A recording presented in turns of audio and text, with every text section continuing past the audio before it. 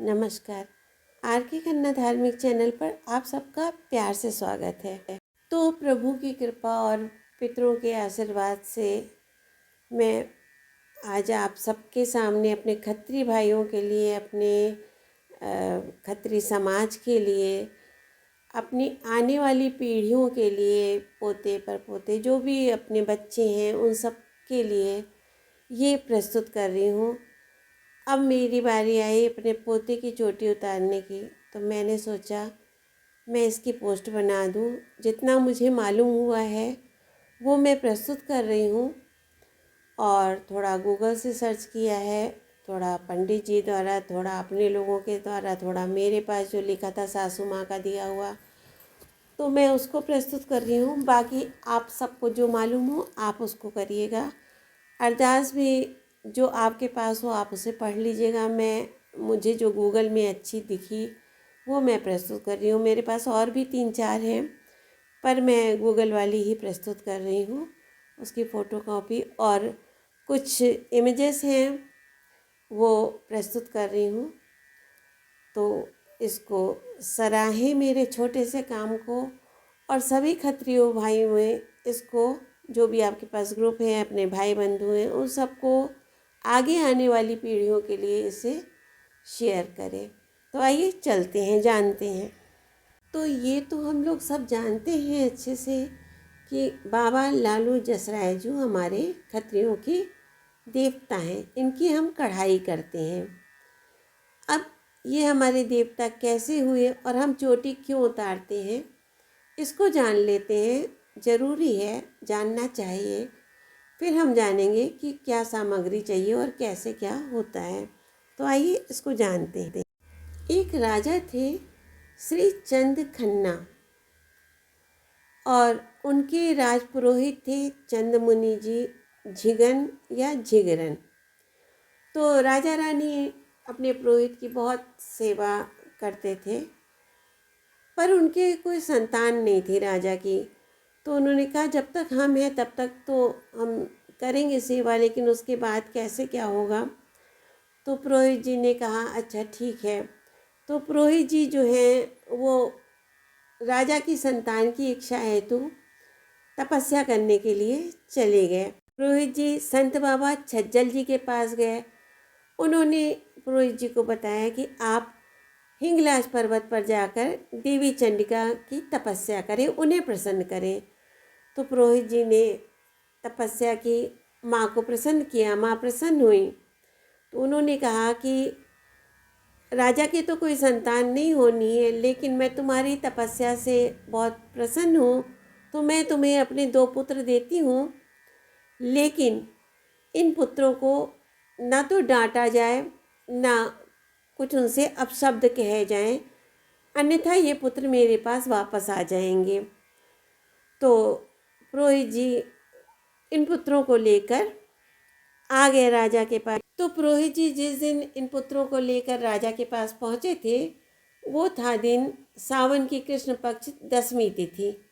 तो इसीलिए इस दिन जन्मोत्सव के रूप में मनाया जाता है।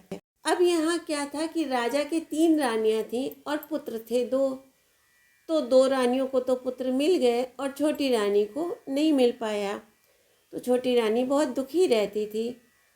अब बच्चे बड़े होने लगे, तो एक दिन बच्चों से कुछ ऐसा अपराध हुआ, ऐसी गलती हुई खेल ही खेल में, जिससे छोटी रानी रुष्ट हो गई और उन्होंने उन पुत्रों को अपशब्द कह दिया। क्योंकि वो दुखी तो रहती ही थी, 2 रानियों के पुत्र थे, उसके नहीं थे।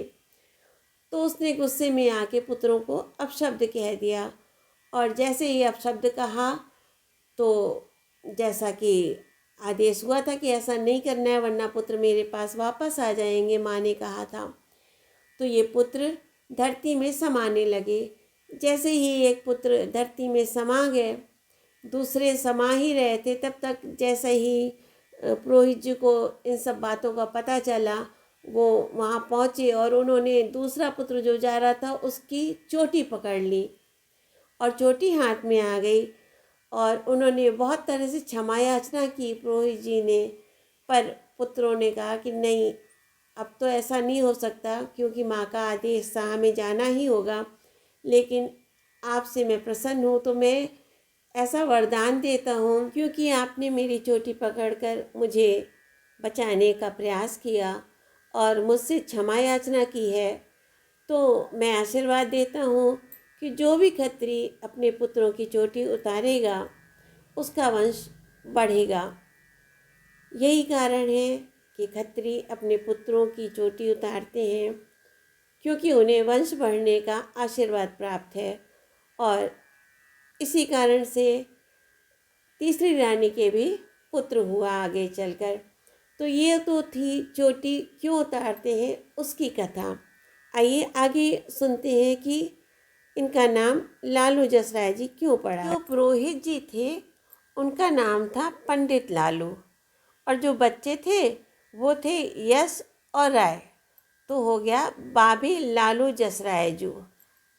तो ये तो हम सब जानते हैं कि 9वें वर्ष 11वें वर्ष या इससे जो भी विषम संख्याएं उसमें चोटी उतारी जाती है, पर 9वें में ही उतार लें जिससे आप भूल ना जाएं, और फिर बच्चा बड़ा भी हो जाता है, तो इसलिए 9वें में उतार लेते हैं, फ्री हो जाते हैं। पूरे माघ मास में किसी भी शनिवार में रात के 12 बजे चोटी उतरती है। तो शनिवार या इतवार ऐसा कहा जाता है, तो हो सकता है कुछ लोगों के यहाँ इतवार में उतरती हो। तो अपने यहाँ शनिवार को रात में 12 बजे चोटी उतारी जाती है, ऐसा पंडित जी ने भी बताया, और जो हमारी सासू माँ ने लिखवाया वो भी यही टाइम बताया गया है। अब इसमें बच्चे के लाल कपड़े होते हैं, तो जो हमारी एक चाची जी ने बताया, उन्होंने कहा कि अपने हाथ से सिल के पहनाए जाते हैं, पर मेरी समझ से पुराना समय था, उस समय हाथ से ही कपड़े बनाए जाते थे।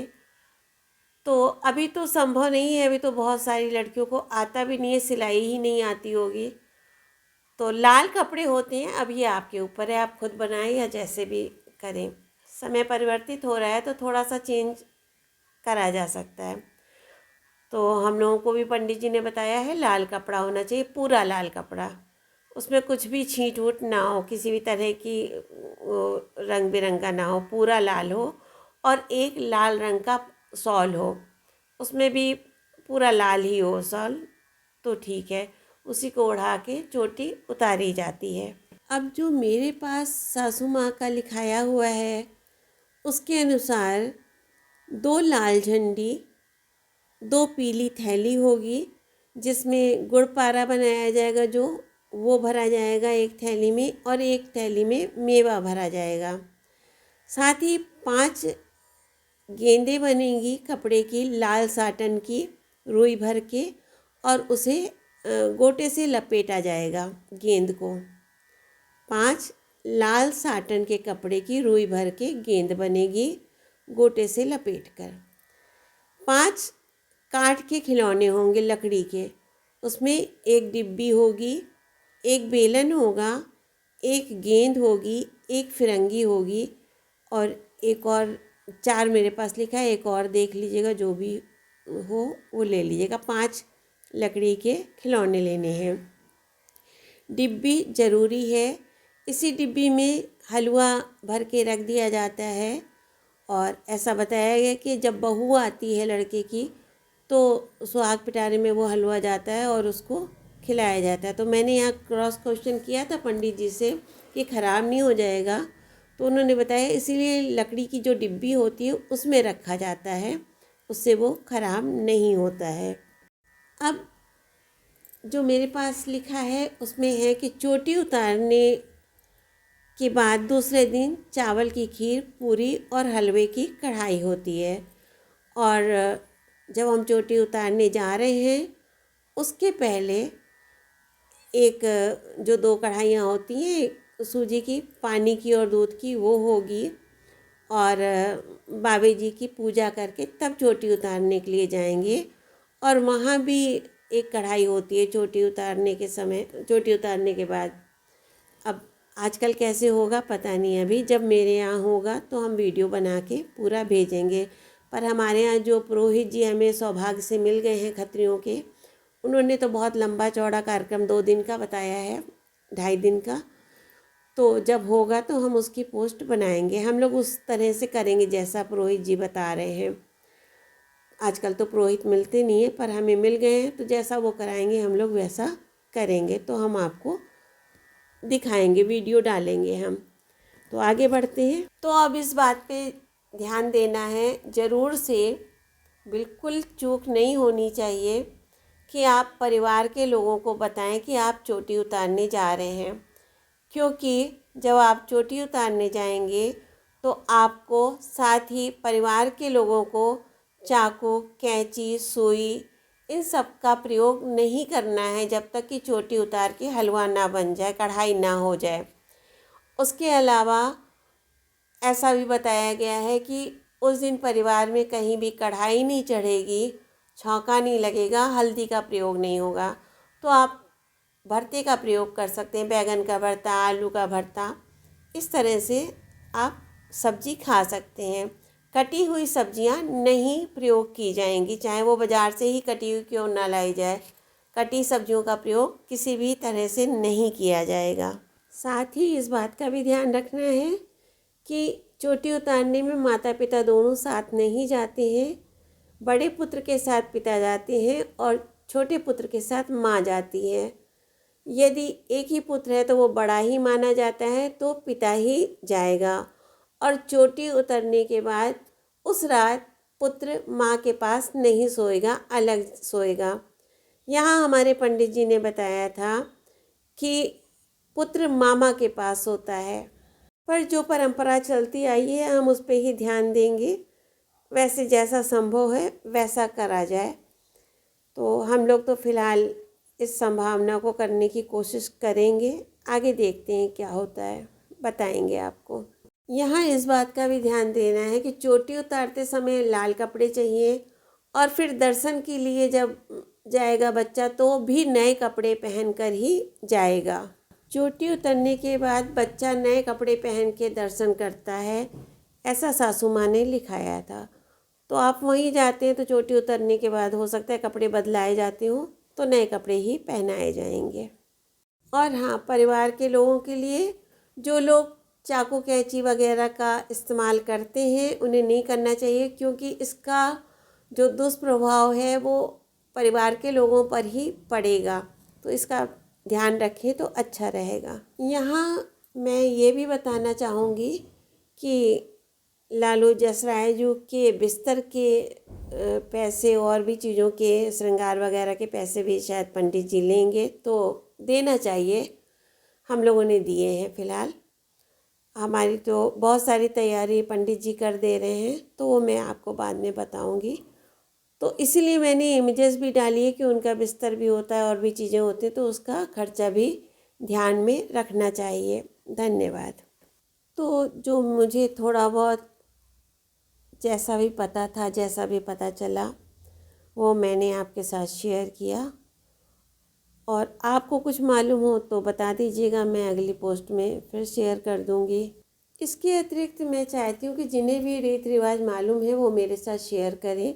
चाहे तो अपनी वॉइस में ही मुझे भेज दें, मैं पोस्ट बना दूंगी, या खुद ही अपना चैनल बनाएं और अपने रीति रिवाज शेयर करें। अब तो कितनी सुविधा है, तो आने वाले बच्चों को रीति रिवाज मालूम चलेंगे, वो अच्छे से कार्य कर पाएंगे, तो अच्छा रहेगा। धन्यवाद।